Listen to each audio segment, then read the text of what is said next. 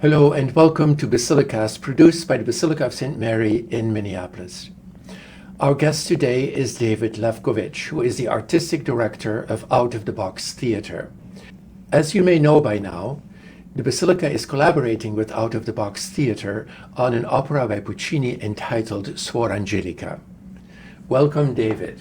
Thanks so much for having me. So, David, tell us, how does this come about?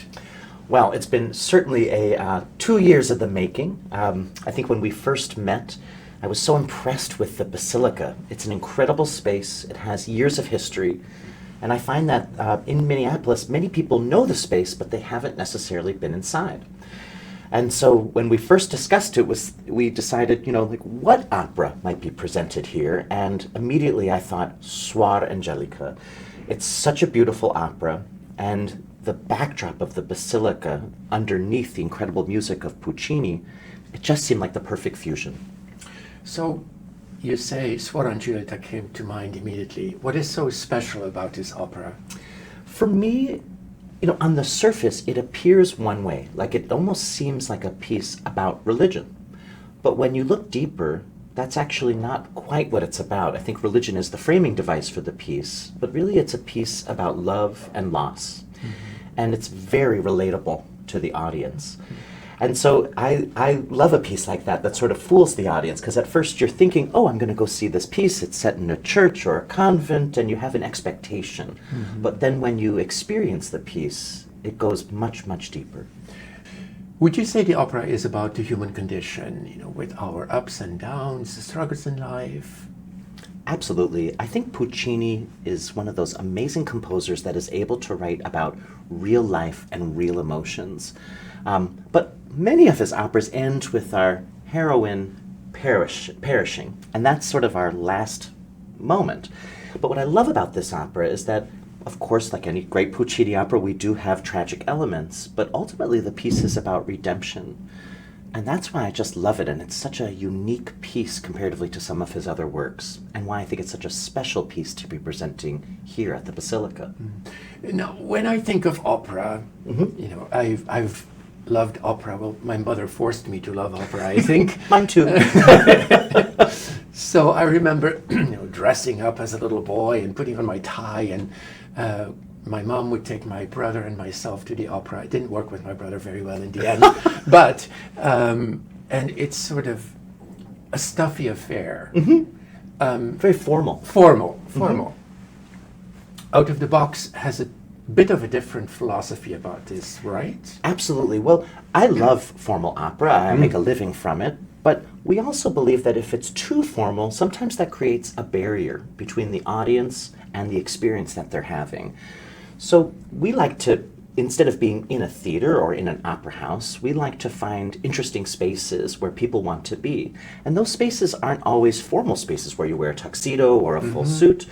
And so what I think is very exciting is that this is a beautiful space, and of course we want people to dress appropriately for the Basilica, but that you can also come as you are and just be yourself when you come to this space. When you're in a theater, there's certain expectations. The lights are going to go down, the curtain will go up, and you'll be able to sort of see the piece in front of you. But in the Basilica, we don't have some of those curtains and lights and things like that, so we have to reframe and reset the expectations in a different way. But by doing so, all of a sudden we get rid of some of the barriers that were once between the opera and the audience, and instead the audience gets to experience this firsthand, up close and personal. They even get to interact with the opera to a certain extent. And that is truly unique, not something you would get in an opera house. So is that what you mean by it being an immersive experience? Exactly. The music will literally surround you. One of the things that I love about opera is that when I sit there, the music with the orchestra and the chorus, it's like a wave coming over you, washing over you. And I love being swept away by that musical wave. And so in this sort of space, instead of having an orchestra pit between the audience and the stage, the orchestra is actually behind the performers for most of the show. And that allows the audience to be as close as possible to the action. The singers will be right next to you sometimes. In our second space, the chapel, where we have the showdown between the Principessa and Suor Angelica, the audience could literally touch the performers. That's how close they are. And it makes for riveting drama. To be so close to the action, you actually feel what they're going through. You can empathize what those performers are going through instead of just sympathize. And I think that's a much more relatable and exciting evening. And I understand that there are 3 scenes to the opera, right? And you set them in 3 different spaces of the Basilica. So we start on the lowest level in the Teresa of Calcutta, and that's where we meet our convent, our nuns. We see sort of the day in the life of the nuns there. And then the audience will work their way from that space up 1 level to the chapel space. And this space is very different. It's very long. There are chairs on either side. And the audience gets to sort of see this showdown between these 2 epic figures. And then from there, we work our way into the nave. And the nave, for me, it's so beautiful. It's a dramatic space. It feels like an operatic space.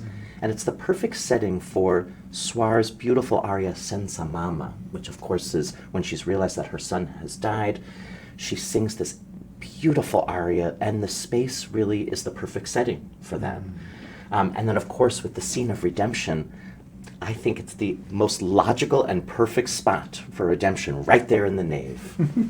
And you invited the cathedral choir to participate. Oh my gosh, and that has been so exciting. You know, we have our sturdy group of nuns who are fabulous with the out-of-the-box group, and then we combine them with the Basilica choir.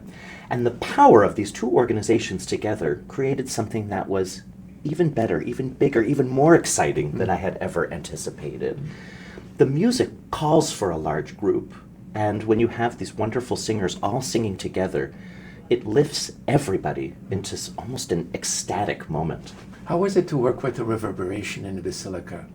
Incredibly difficult. The space is very live, and so there's almost an echo when you hear that sound.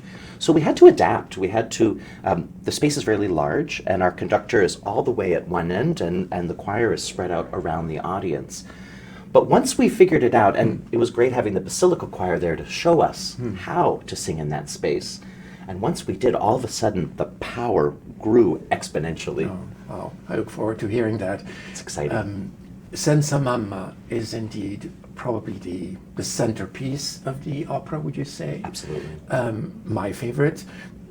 Yours? Absolutely, without a doubt. It was originally a different aria that they removed and put Senza Mamma in instead.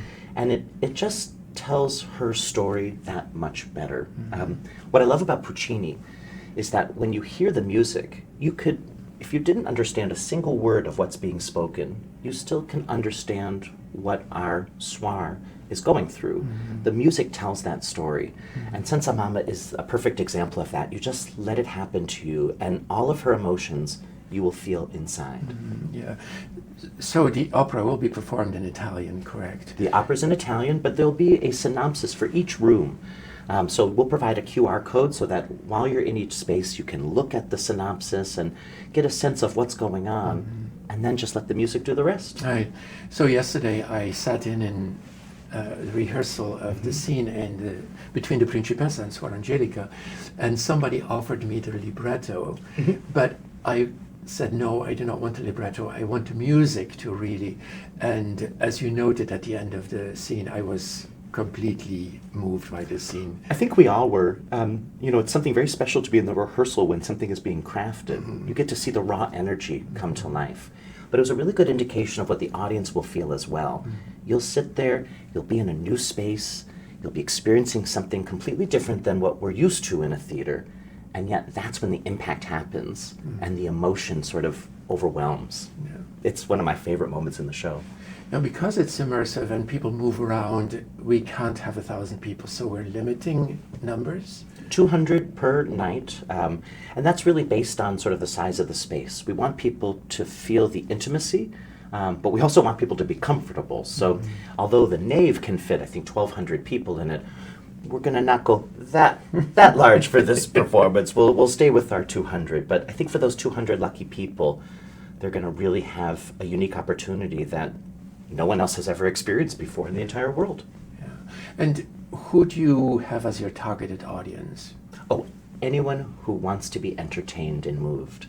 I think Out of the Box really speaks to two different audiences. We love the opera aficionados who know and love opera because we can reframe and recontextualize it in an interesting way that they may not have experienced before. But we also love first-time opera goers. And we find that seeing a piece with Out of the Box opera, you have this opportunity not to just have a great entertaining moment, but you get to see a piece fully realized in a completely unique way. And as an audience member, to be moved like that, it's something that's unforgettable. And so we really encourage first-time opera goers to take a chance, spend an hour with us. We promise you will be it'll be absolutely worth it. You will be fully entertained, and you'll have an experience that is unforgettable. And it is about an hour, which About is an- unusual for an opera. It's a nice, tidy hour, a few minutes to get from scene to scene, but often Suor Angelica is part of the Trittico, and it's sort of sandwiched between two other operas. But I'm excited that we're going to give Suor Angelica its own space and give it its due. There's nothing sandwiched about this piece. It will be fully realized and come to life. And what do you hope people will take away with them once they leave the Basilica? Well, always we want people to be entertained and have an unforgettable artistic experience. But I'm also hoping that they see Suor not just as a fairy tale person, like a once upon a time sort of person, but that she is someone who is relatable to today. People go through trauma all the time. We don't always like to talk about it, but this is an opportunity to see somebody go through something traumatic and actually come out the other side redeemed.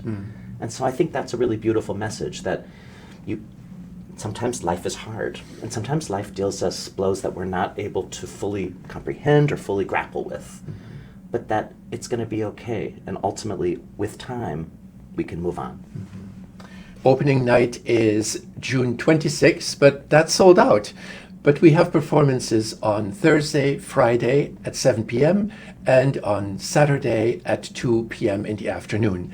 You can go to Out of the Box Theatre website to purchase your tickets. We hope to see you there. Thank you so much.